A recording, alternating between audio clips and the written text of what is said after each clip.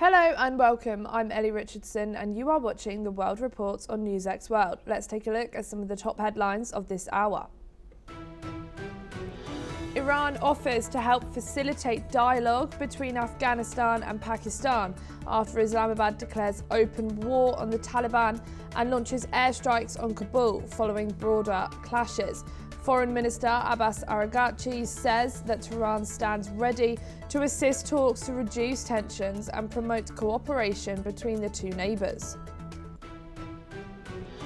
Hillary Clinton tells a congressional panel she has no knowledge of Jeffrey Epstein's crimes and calls for President Donald Trump to testify under oath about his past association with the financier.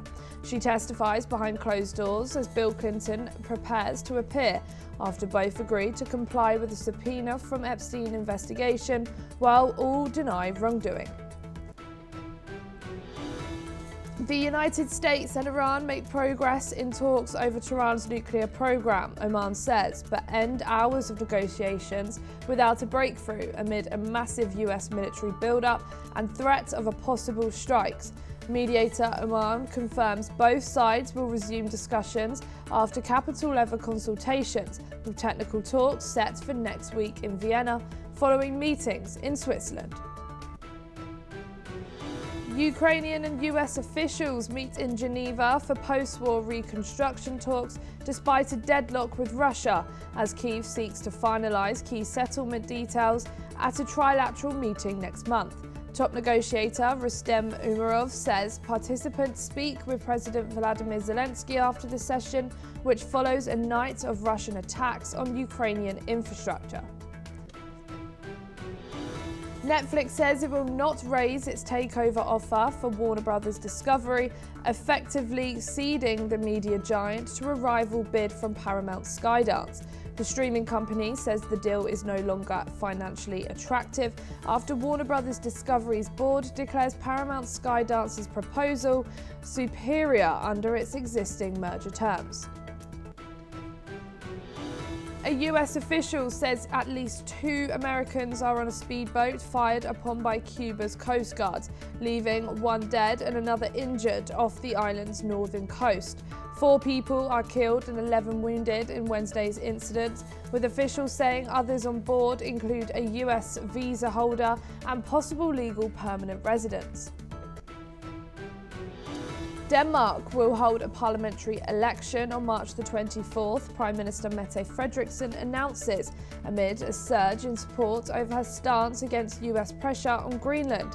Frederiksen has rallied European leaders against President Donald Trump's renewed interest in annexing the Arctic island, with polls suggesting the dispute boosts her popularity despite domestic cost of living concerns. Britain's ruling Labour Party loses a key Manchester by-election to the left-wing Green Party, with official results dealing a fresh blow to Prime Minister Keir Starmer. Green candidate Hannah Spencer wins in Gorton and Denton with nearly 15,000 votes as Labour falls to 3rd place behind Reform UK in one of its traditional strongholds. And for your top story this hour, Pakistan's military spokesperson has confirmed that Operation Ghazab Lil-Haq is continuing under the direct orders of Prime Minister Shehbaz Sharif, as Pakistani forces claim to have captured Afghan military posts along the shared border. The operation follows deadly airstrikes on Taliban positions in Kabul, Kandahar and Paktia.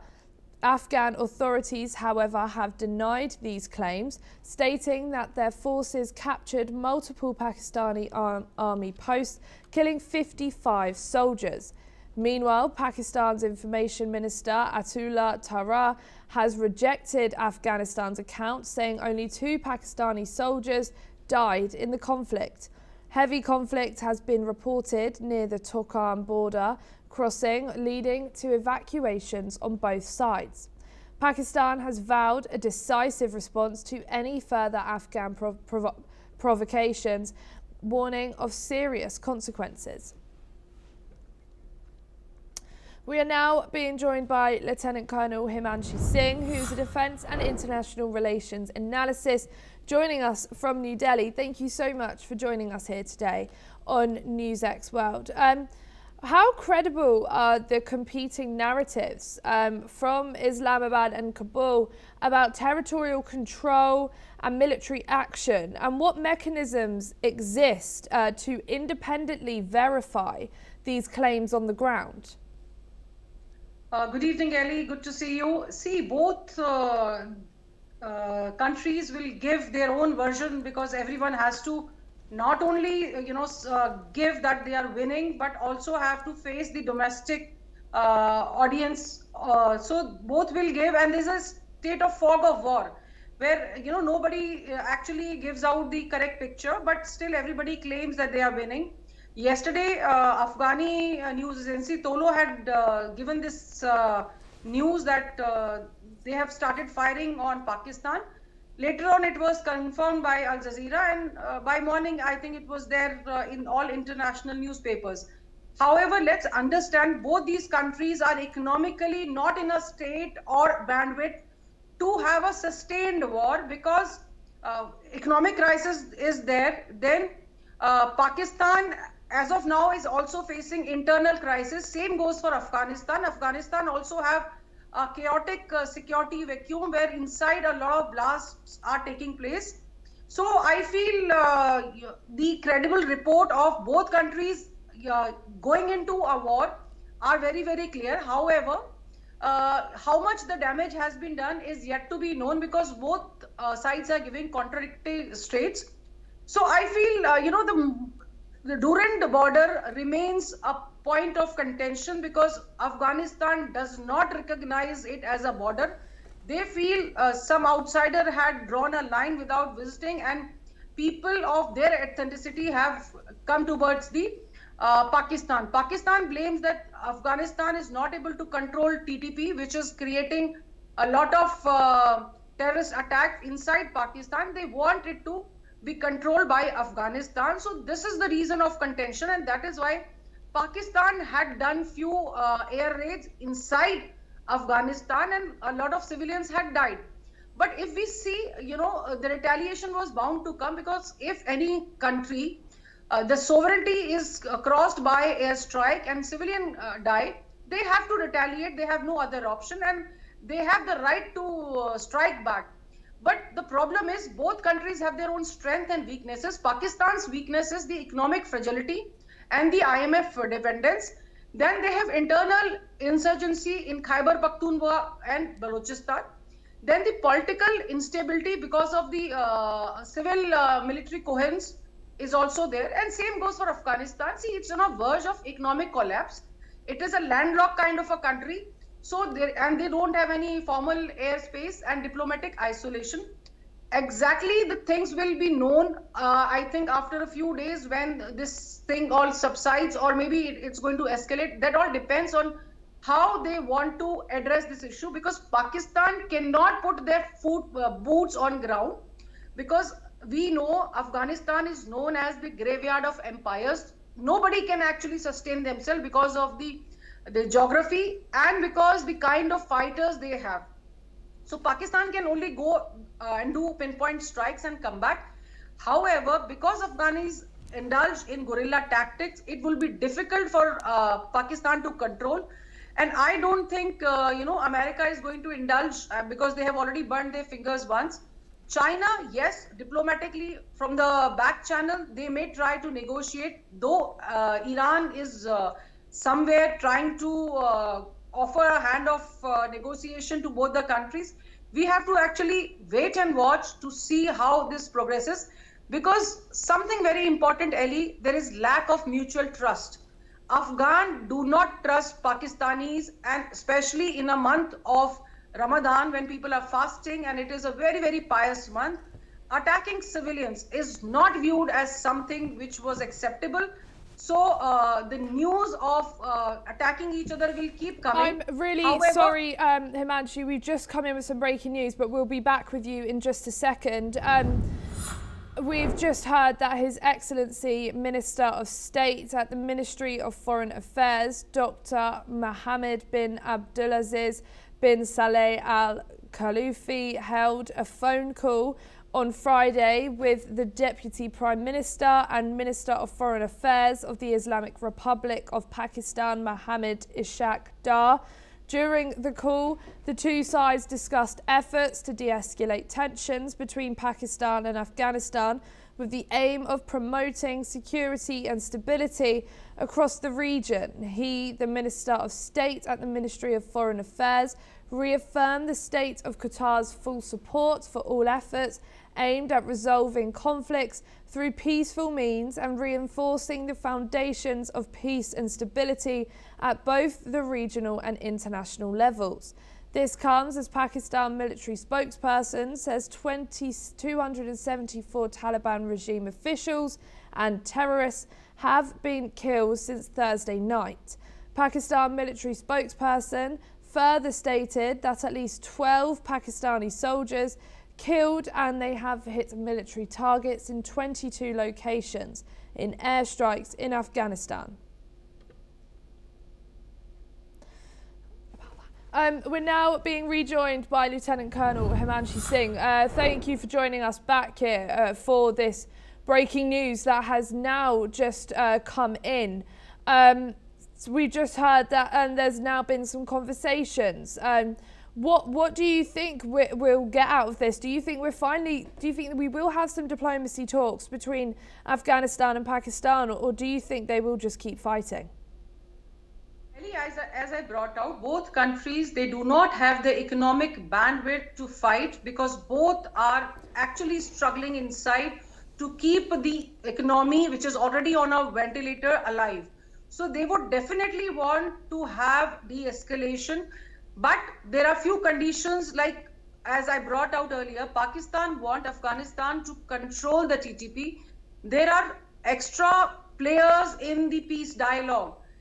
There are, many groups which are non-state groups which will create a security vacuum. So I don't think Pakistan can ever expect 100% ceasefire, though the mediation will happen. They will get into some ceasefire, but Pakistan is trying to fence the border.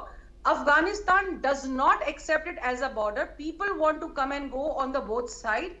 So a temporary ceasefire may happen, but it is not going to be a prolonged one. The main factor is the economic instability. Secondly, there is a news of Pakistani officers resigning, mass resignations which is coming in because they are not very happy the way Munir is handling the internal situation. Army is actually fatigued by constant state of war on eastern sector, on the western sector, and internal also. So Pakistan would definitely like to go for a ceasefire, but for how long it lasts, that is the question. Ellie. And what impact might this development have on international diplomatic efforts to calm the situation, especially given reports of Taliban Air Force engagement and mutual retaliation? Ellie, Pakistan has Air Force, but Afghanistan unfortunately does not have a formal Air Force.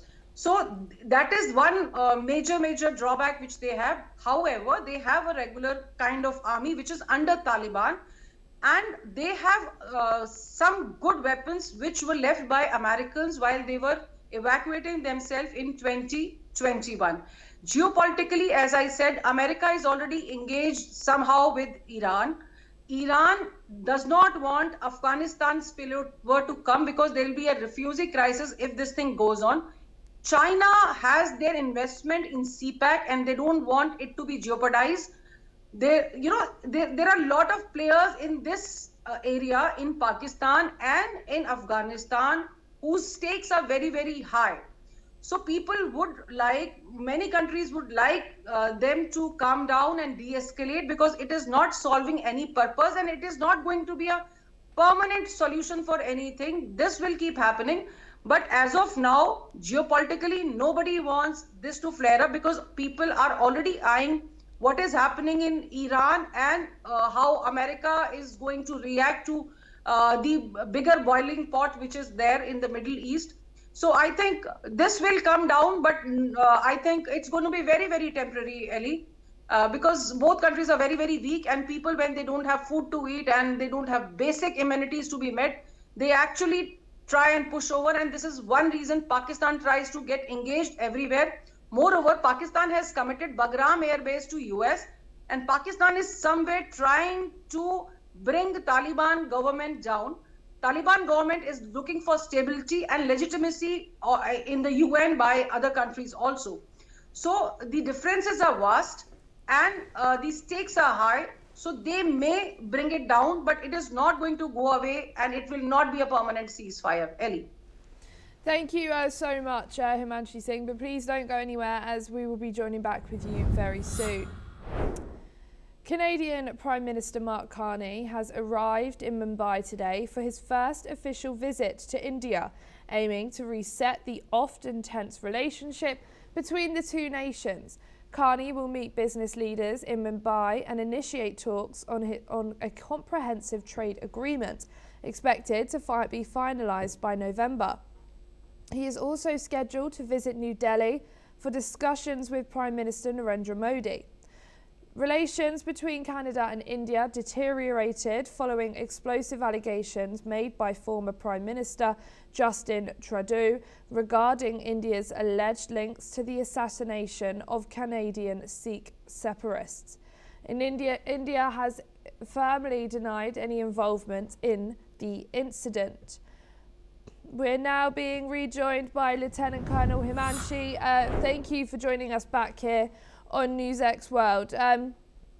Now, what are the key economic and diplomatic drivers behind Carney's push to reset Canada-India relations, and how does this visit reflect Canada's evolving global strategy? Ellie, Canadian Prime Minister Mark Carney's visit is not a diplomatic optics. He is a very wise man, and we had heard his talks in the World Economic Forum where he said middle powers should come together, and I think this is a recalibration towards that statement of his. See, India under Prime Minister Narendra Modi is positioning itself as a central economic and strategic pole in the Indo-Pacific. Canada traditionally depended on US for trade flows, and now it is seeking diversification in the multipolar world because somehow the things are getting sour with USA. So this visit definitely comes after a period of diplomatic friction between the two nations. But, we understand the diplomacy and geopolitics is driven by interest and not just emotions. So there are three strategic drivers behind this engagement. First is the trade expansion. India is one of the fastest growing major economics, and Canada needs deeper markets. Secondly, the critical minerals. Canada possesses lithium, nickel, cobalt, and these resources are essential for India's EV transition and the renewable energy push. So in the world where supply chain stays very, very vulnerable, this partnership seems very logical to me. And third is Indo-Pacific is, both countries are navigating China's assertiveness. So neither of them want an anti-China policy. However, they want resilient supply chains. So somewhere the strategic diversification is a goal. And why we want this? Because everybody is pragmatic, and people are looking for options after this fragmented world is changing on daily basis. So it may not be a complete reconciliation of given the history of Canada and India relationships. However, political irritants, there are political irritants which India faces related to the diaspora there. However, economic realism is much, much stronger than emotions, as I'm saying. So somewhere I think this also contains US somewhere. So I think this is a re-emerging of middle powers somewhere where they are trying to come together and make things possible for their own countries. Thank you so much, Himanshi, for joining us here today on NewsX World. Thank you. Slovak Prime Minister Robert Fico has suggested that Ukraine may deliberately damage the Druzhba oil pipeline in the future during a comparison to the Nord Stream pipeline destruction. Fico stated that while the pipeline is currently undamaged, there remains a possibility of it being targeted by Ukraine. The Druzhba pipeline has been inactive since January the 27th. In response, Hungary and Slovakia are establishing a joint commission to investigate the condition of the pipeline. Hungarian Prime Minister Viktor Orbán emphasized the need for a detailed investigation, urging Ukrainian President Zelensky to allow access for the commission to verify the situation on the ground.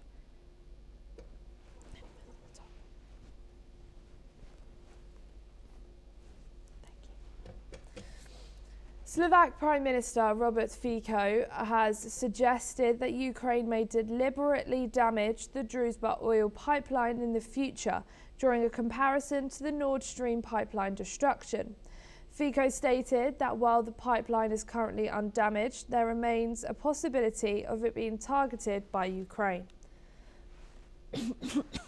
We are now being joined by Shruti Dasgupta, who's an international affairs analyst, joining us from New Delhi. Thank you so much for joining us here today on NewsX World. How might allegations of international sabotage, even if unproven, affect trust and cooperation between Ukraine, Slovakia, Hungary, and the wider European Union on energy and security issues?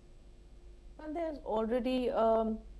there's already a blackmail situation happening regarding energy in entire European Union, because they were heavily dependent on Russia, and that was the first thing that was cut off by USA, or at least demanded that they stop relying on it. But there is no other alternative. And for Slovakia, which is landlocked, it is even a bigger question. So it is, I believe they were able, this particular small number of three, a group of three they are called, they've been able to manage to stop EU from using Russian funds to supply Ukraine and Zelensky. And this is what they want to break. So this is the entire core of the issue. The possibility of using the pipeline, which is a lifeline to Slovakia, where it has no other option except to depend on Russian oil provided through this pipeline. It is as good as holding their jugular vein. This does not promote brotherhood. This does not promote unity amongst European unions. This is as much as dirty as it gets into politics.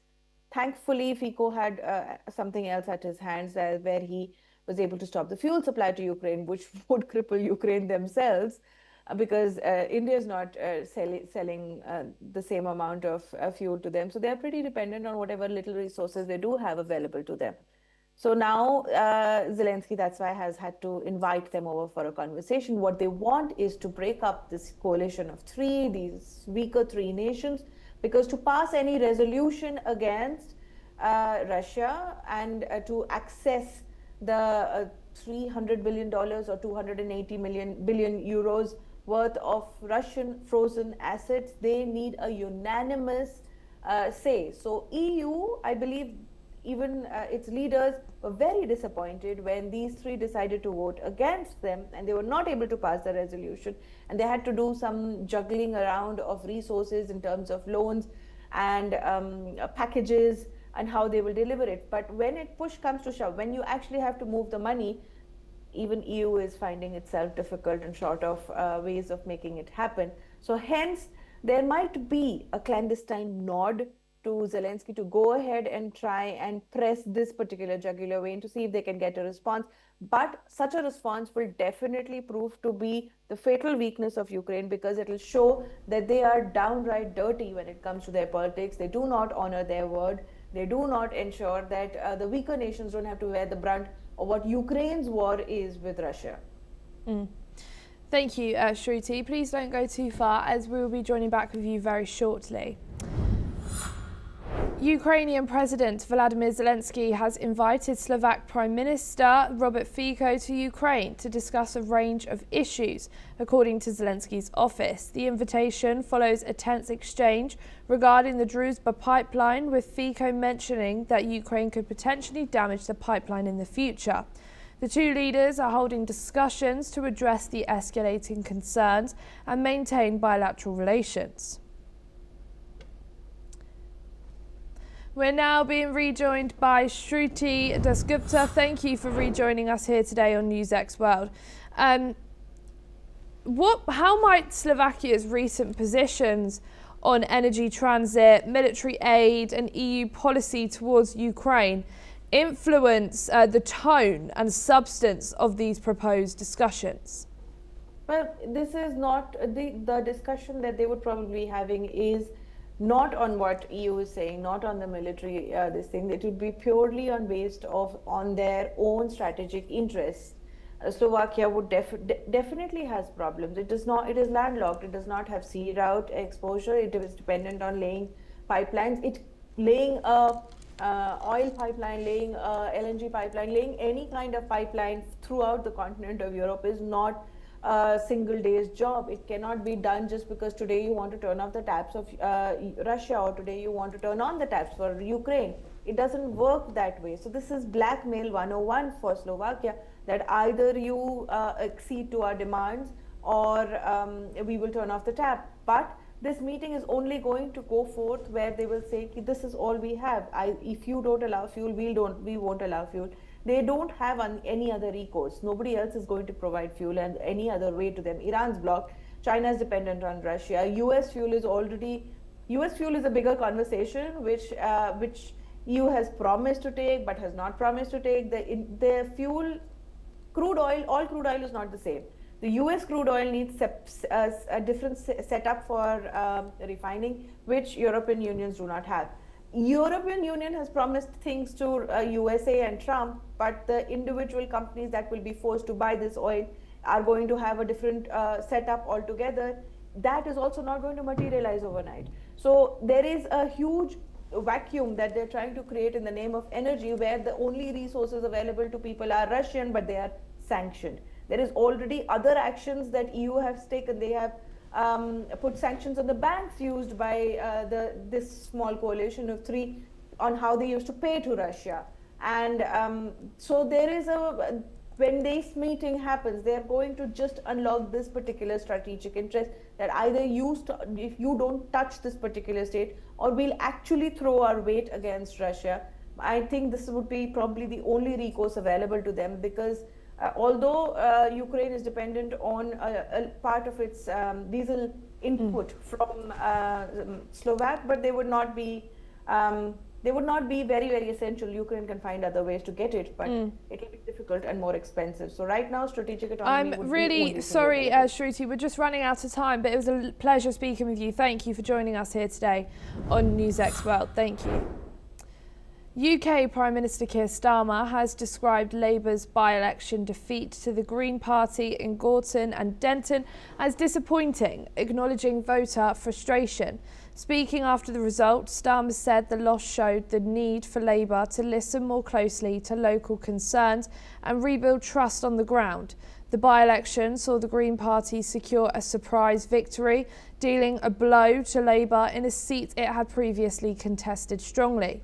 Starmer stressed that the party would learn lessons from the result ahead of the future local and national contests. He added that Labour remains focused on its broader agenda and delivering change for communities across the UK. Listen in to what Starmer had to say. It's a very disappointing result. Incumbent governments quite often get results like that mid-term, but I do understand that voters are frustrated. They're impatient for change. And I came into politics, late in life as it happens, to fight for change for those people who need it, the people who need an NHS that works for them, to be able to get a doctor's appointment when they need it, to get the money they need in their pockets to pay their bills, and to have a decent and better life. And I will keep on fighting for those people for as long as I've got breath in my body.